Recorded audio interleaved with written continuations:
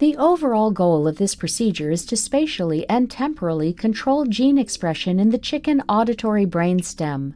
The utilization of in ovo electroporation provides an innovative approach to study auditory neuron development and associated pathophysiological phenomena.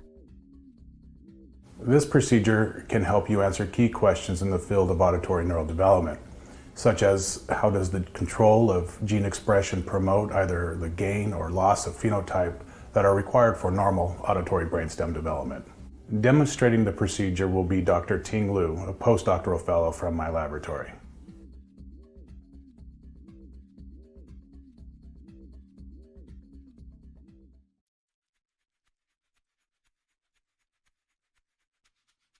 To begin, prepare plasmid solutions by adding 1 microliter of fast green solution for every 7 microliters of DNA mixture.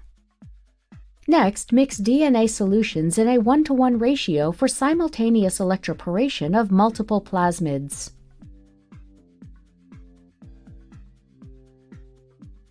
Once the plasmid solution is prepared, fabricate pipettes with a micropipette puller.